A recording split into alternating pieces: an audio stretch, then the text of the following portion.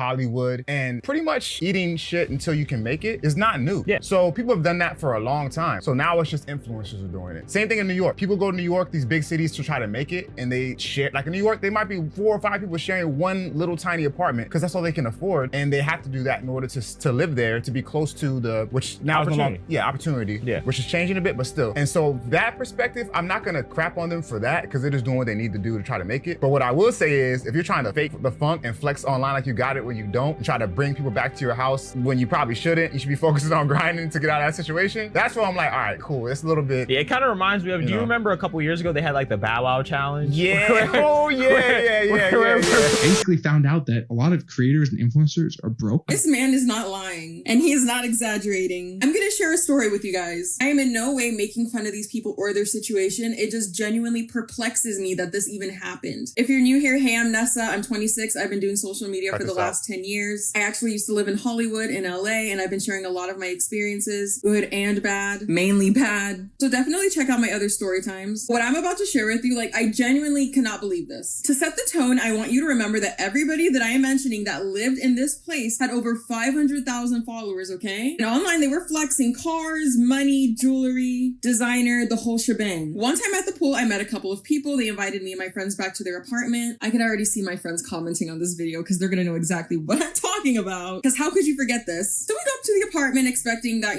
just these 2 people live there. This was a 1-bedroom apartment. Why did like 15 to 20 different influencers live in there at the same time? The 1 bedroom had all these bunk beds without even mattresses, blankets on the floor, sleeping bags. Then you see all these backpacks full of designer, chains, jewelry. I saw people fight over the closet. Like I said, all of these people were flexing online, portraying their life to be so fabulous, so glamorous in LA. But this was really their situation. They were all cooped the fuck up. I remember asking them, like, how do y'all live like this? Like, no offense, but like, I could not be in here with 15 to 20 people. How, when I tell you, I would see some of these men try to bring girls in. I honestly never would have thought that I would see 2 people with over 10 million followers fight over a granola bar. LA. Anything to portray the lifestyle. So there's a couple different perspectives I could take on this, a couple lanes. So yeah.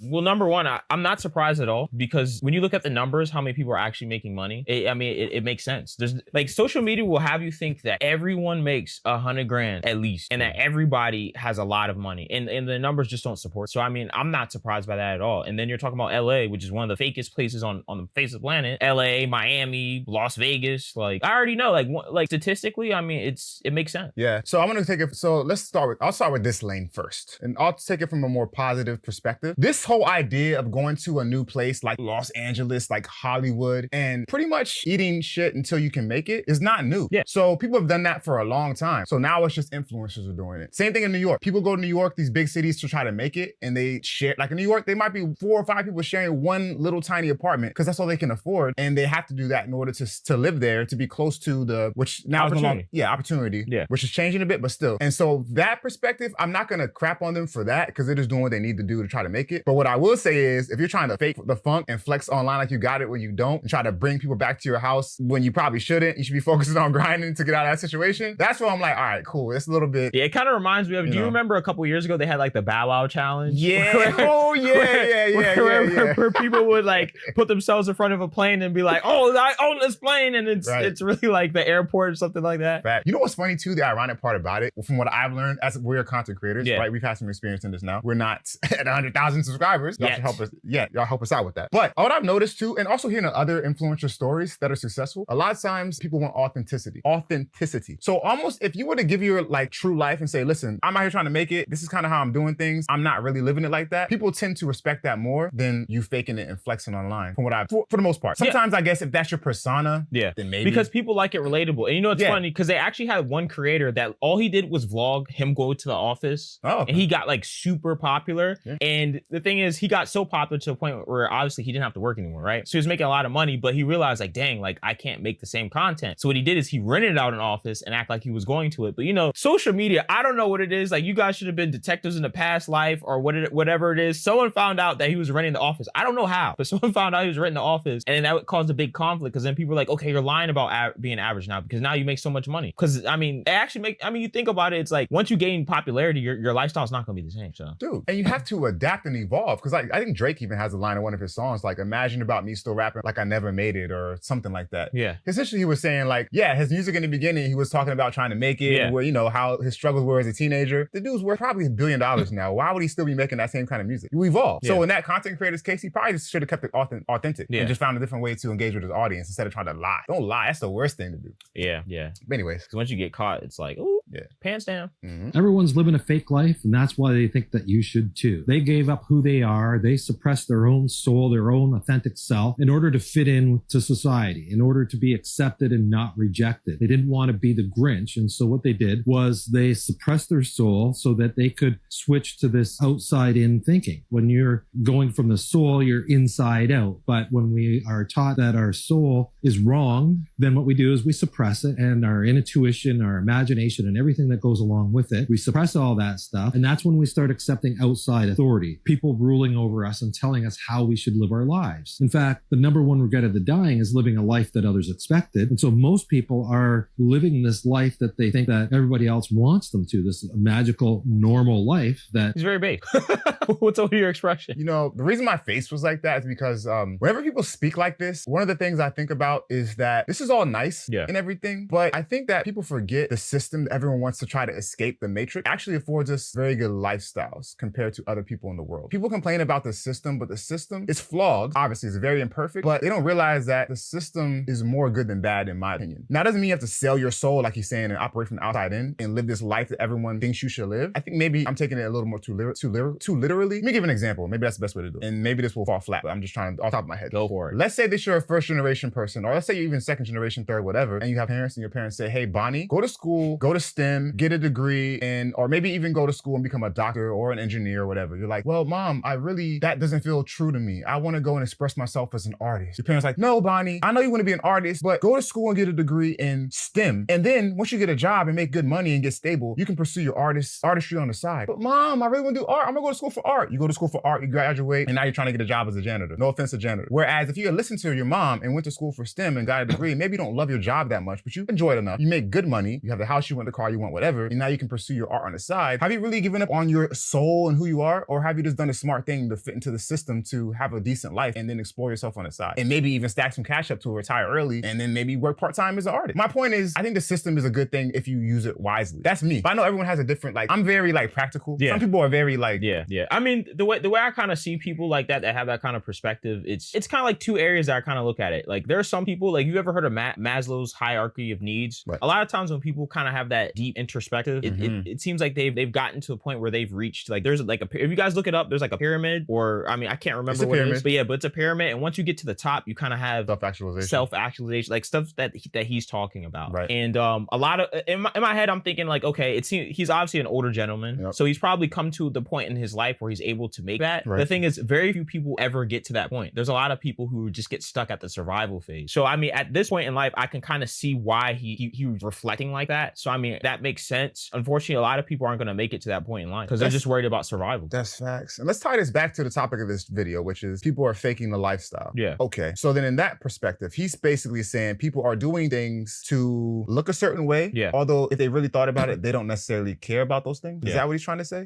Yeah, he's trying to say that the only reason why we care about it is because we're in a system that kind of promotes it, is what I got from what he's saying. Maybe I got to rewatch it again. But I mean, that's kind of what I got from him saying, which is true about a lot of stuff, because I mean, you got to think America is heavy on consumerism. We have a lot of things that we actually we don't need. We don't need it at all. And the reason why we feel like we need it is because we're force fed it. We're force fed it through commercials, ads, social media, TikTok in general. I'm sorry. Shout out to TikTok, but TikTok is literally one just big ad. A lot of these videos that you click. So I mean, I can definitely get why people feel that way, but I mean, part of it is just you really have to go outside of the media. You really have to spend time in other areas that aren't so heavily influenced. Right. Yeah. I'm not naming no names, but I wish you guys knew how easy it is to fake being wealthy for the internet here in LA. A lot of those big money guys and your favorite creators don't live where you think they live. So up the street from here, we have this $100 million mansion that costs $90 an hour to rent out. A lot of creators rent that space once a week, film their content, and make it look like they live there. Rent a Lamborghini or a Ferrari, $99 an hour. It gets crazier because most people in LA have a following. Because to be a model or an actor, there's a lot of casting calls you can't go to unless you have a following. What used to happen is when you got with an agency, they would dump you a bunch of bots. Now most people realize how that damages an account, but the metrics are still there. And since most people don't know how to do that, they end up buying followers, likes, comments, shares,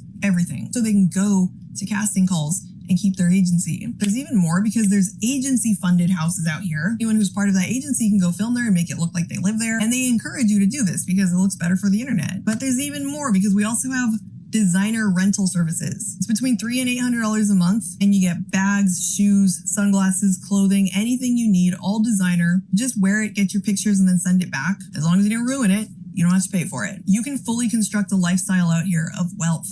And that's part of the reason we're starting to get a bunch of influencer debt resolution companies now. Like, you don't need to feel bad about yourself. Just wear the 10-cent shirt from the thrift store. Nobody cares, I promise you. Build your content around something else. You don't have to look rich to be a creator. Okay, so she just dropped a lot of game that I'd never even heard of. I didn't even know that was a thing. I didn't know that people literally did that. That's actually kind of cool. Like the designer stuff, I didn't realize that. I think it's cool that they're renting it or whatever. That's the service. Yeah, like that someone actually made a business out of it. Like that's cool. That's the part like yes, that I'm is thinking. Cool. Because I'm always thinking, I'm like, all right, well, how can I make some extra money? No, I feel you. I feel you 1,000. I was thinking the same thing. I'm with you on that for sure. Like as she was speaking, I was thinking the other side of like, that's not a bad business model. Like, oh, okay. Where are they getting these clothes? And how much can I charge?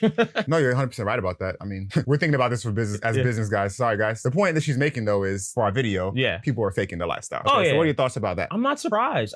Like the car thing, like we discussed earlier, like about people getting cars. That's the easy. I think that's why cars have lost their appeal. Because I remember like when my dad was younger and my uncles would tell me like, man, all you needed was a nice car. You pulled up in a nice car, man. It was easy to get a lot of girls if you had a nice car. But now if you have a nice car, girls don't care about it because they know a lot of it's fake. It's easy. A lot of people can sign. If you have decent credit and you make a decent amount of money, you can rent it, or you can rent it for like a month. So I mean, I'm not really surprised about that. The content houses, because this is my thing about the content houses. I'm like, is it really wrong that you have a bunch of people who are together who are making money and it doesn't make? I mean, if you think about it, it really doesn't make sense for them to have like a huge place. So I'm like, is it really wrong? I mean, I guess maybe it's wrong because they're selling it like this is them, like this is me, which is actually kind of crazy because some of these people, it's like they'll be new to the internet and like they have like the nicest house in the world. I'm like, what do you do? Yeah. And they're like 16. Like, what? You know, so what is the issue here? I'm trying to figure out what is the issue with this. I think maybe one of the issues people are saying is that it's damaging to younger people, that they see these people with these lifestyles and now they want to get this. And so it leads them to do things that are not good to get that lifestyle they see online. Yeah, That's fake. Is that the underlying issue here? Yeah, I mean, I think the issue is because it sets unrealistic, a lot of people base their expectations on social media and what they see in media, and like movies. Like, there's some people that they're like, well, my love story has to be like it's in a movie. I'm like, that's not real. And for those of us who are Zennials, Millennials, Gen X, we got it from movies. We didn't get it as much from internet. No. But now it's a whole new ball game because it's so ubiquitous. Because we got it from movies, but it was like an hour-and-a-half movie, you know, whatever. And we didn't see it every day. We didn't see it every day. That's the thing. Nowadays, people just doom scroll and all they see is this. So it's just nonstop poison into their brain. So I can see, because we're all influencers as younger people. Yeah, always. But I mean, I guess I could see why it's damaged because you gotta think about it, like in social media, you have a 21-year-old driving like a Ferrari who lives in a double mansion and then seriously lives in a double mansion and then has a runway girlfriend, and you're like, and he's like, well, this is me, and I'm like, dang. Stuff that's just very like just over the top. That's not even, and that's why you see I have a lot of younger people that are like, okay, well, I'm 21, I should be making 100K at 21. Like very few people make 100K at 31. Right. Yeah, and you know what? That's another piece you bring up that I'm going to touch on too. It's this idea of getting it quick. That's another issue we have. It's the false perception that poisons your brain, and it's taking shortcuts to get something you think that is real that's fake. Because that's where you get hemmed up, when you start to do things that cutting corners, or questionable as far as a legal standpoint, or values are kind of subjective. Moral standpoint, you know what I mean? Like, and you get to that arena, and now you're starting to be like, okay. So I think that's one of the biggest issues with this whole faking the lifestyle situation. So I don't know. What's the solution? I don't know. I mean, solution is, this is the easiest solution. I promise you. You know what you can do? Take your phone, close that. That's literally like the easiest solution, because the reason why they're doing it is because it keeps working. Well, they need rehab then. They need rehab for that. Because that's like telling someone who smokes 3 packs a day to be like, you know what? Take that pack of cigarettes, throw it in the trash. They're addicted. Doom scrolling, and they build these algorithms to where. No, they do it purposely. They do it purposely. And that's a harmful thing to well, I mean, I think also people just need hobbies. I think that's one thing that's like a lost art, is hobbies. Oh, like, it is. Like back in the day, people have the most like random hobbies. Like they're like, well, I build Legos. That's a hobby. You might like it. Yeah. You know what, too? We're not here to give you solutions anyway, so y'all figure it out for yourself. We're just here to expose the situation. We're just here to talk about the topic. So, with that being said. Yeah. If you guys think people are taking it to make it, leave a like, leave a comment. If you think they're not, and they're being completely honest, leave a like, leave a comment. All right, decision makers, take your lifestyle.